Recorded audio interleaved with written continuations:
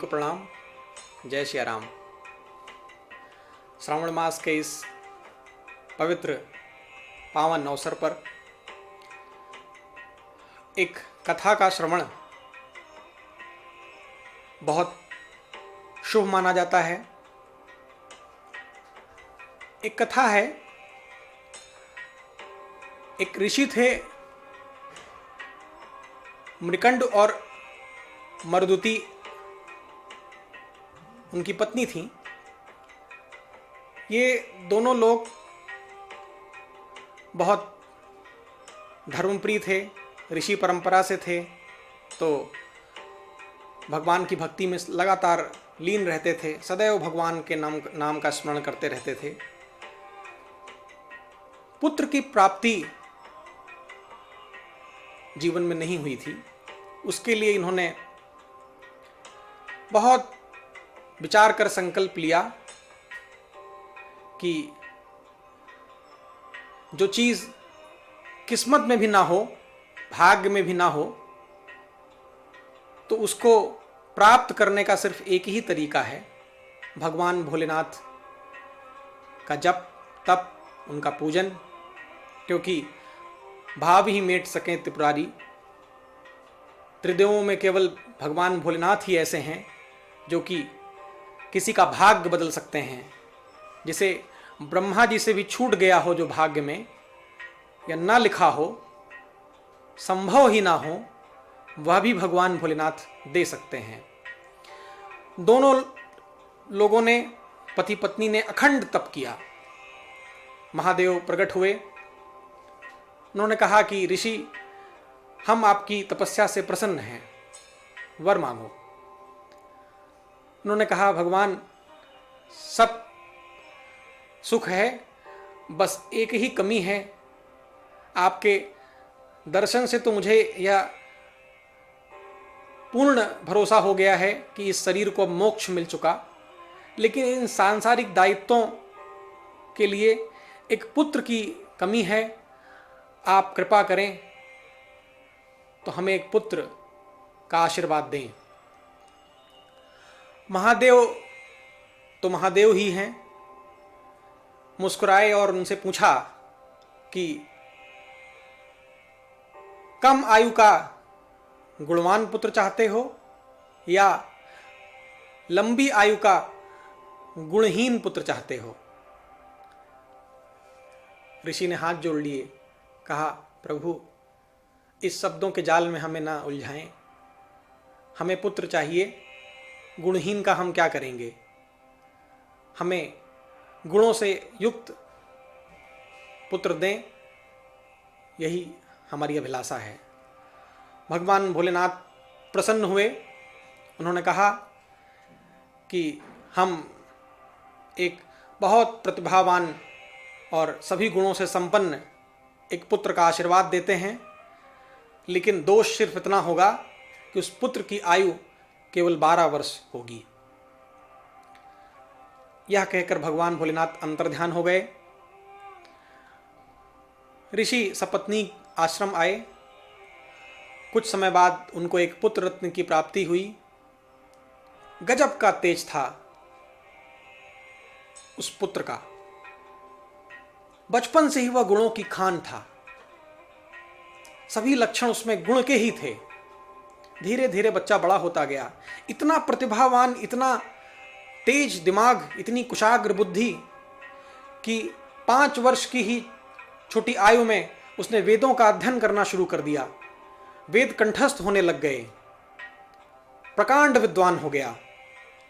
जैसे जैसे उसके लक्षण, उसकी आचरण इतने श्रेष्ठ होते जा रहे थे, माता पिता को देखकर हर्ष तो हो रहा था, लेकिन मन में एक दुख भी था कि धीरे धीरे अब वो समय नजदीक आ रहा है जिसमें इसकी आयु खत्म होने वाली है। जब 11वां वर्ष चालू हो गया तो माँ बाप उदास रहने लगे। पुत्र ने माँ बाप से पूछा कि क्या दुख है। पिताजी कुछ नहीं बोलते थे। माँ ने उनको बता दिया कि बेटा, भगवान भोलेनाथ की कृपा से तुम्हारा अवतरण हुआ है, लेकिन तुम्हारी आयु केवल 12 वर्ष की है। यह सोचकर हमें बहुत दुख है। हम सामने आने वाले काल को सहन नहीं कर पा रहे हैं। जानते हुए उस सच को स्वीकार करना बड़ा मुश्किल हो रहा है। पुत्र ने माँ बाप की यह विकलता देखकर बहुत विचार कर भाव में यह कहा कि माँ, मुझे तो जीवन जीने की ऐसी कोई अभिलाषा नहीं रही, क्योंकि जिसे स्वयं भूत भावन भगवान भोलेनाथ ने अवतरित किया हो उसका तो यह जीवन सफल ही है।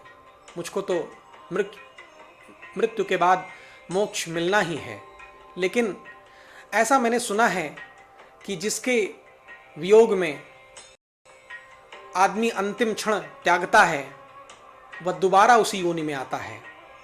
अगर मेरे वियोग में आप सब यह मानव शरीर छोड़ेंगे तो दोबारा फिर से मानव शरीर धारण करना पड़ेगा। तो एक पुत्र का कर्तव्य है कि अगर स्वयं को मोक्ष मिल रहा हो तो उससे पहले अपने माँ बाप को भी मोक्ष की व्यवस्था करे। इसलिए हे माता, मैं भगवान भोलेनाथ की तपस्या करूँगा और उनसे वरदान लूँगा अपने जीवन का। बालक का नाम मार्कंडेय था। वह भगवान भोलेनाथ की तपस्या करने के लिए जंगल में चले गए। तपस्या करना आरंभ कर दिया। संस्कृत का प्रकांड विद्वान था।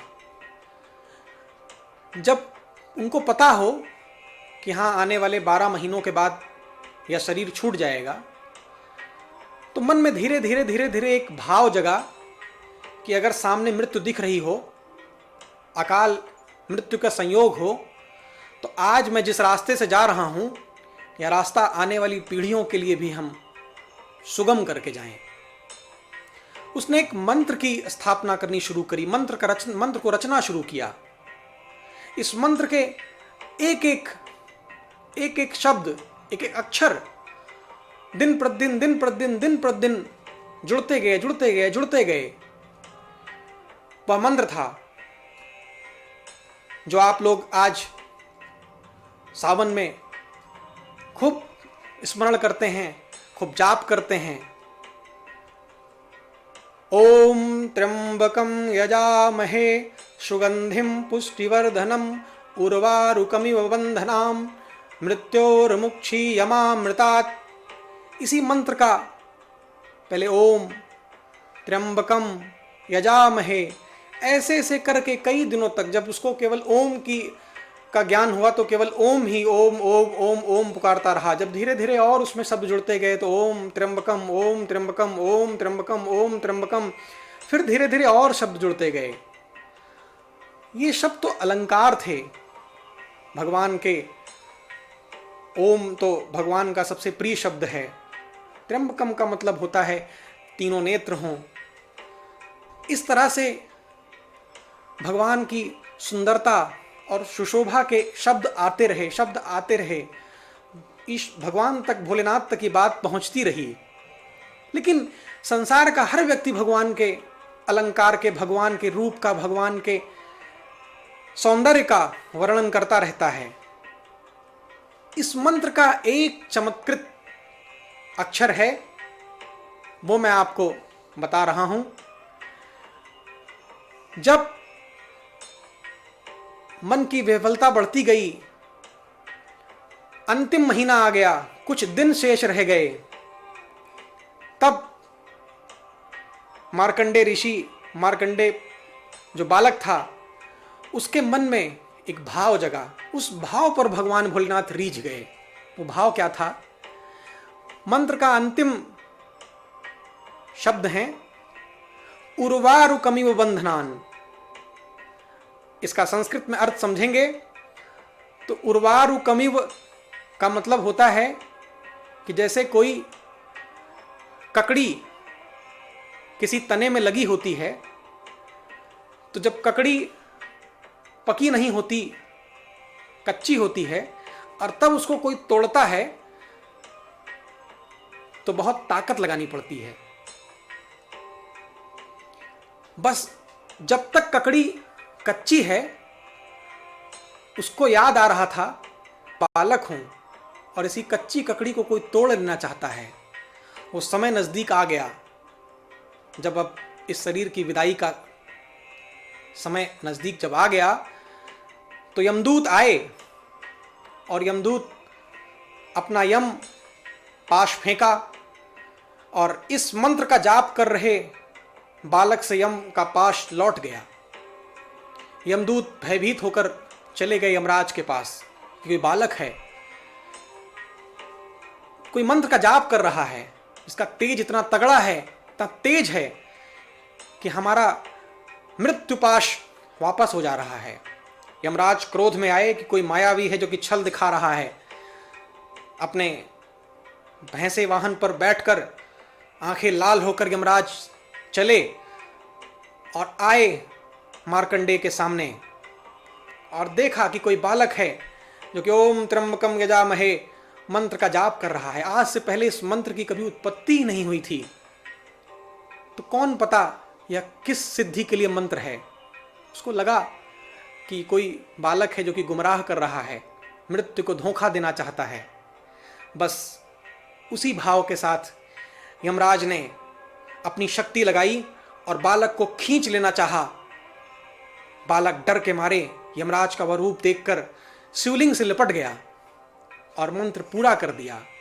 उर्वारुकमियु बंधनान मृत्योर मुक्षीयमामृतात्। मंत्र का मतलब था, हे भोलेनाथ, जैसे किसी कच्चे ककड़ी को कोई खींच कर तोड़ना चाह रहा होता है तो मेहनत बहुत लगती है, जल्दी टूटता नहीं है, और वही ककड़ी जब पक जाती है तो अपने आप गिर जाया करती है। तो हे प्रभु, मैं तो बालक हूं, मुझे असमय क्यों ले जाया जा रहा है? मैं जब पक जाऊं, इस संसार को जो मुझे देना है जब वो मैं दे दूं तो प्रभु मैं अपने आप चला जाऊंगा।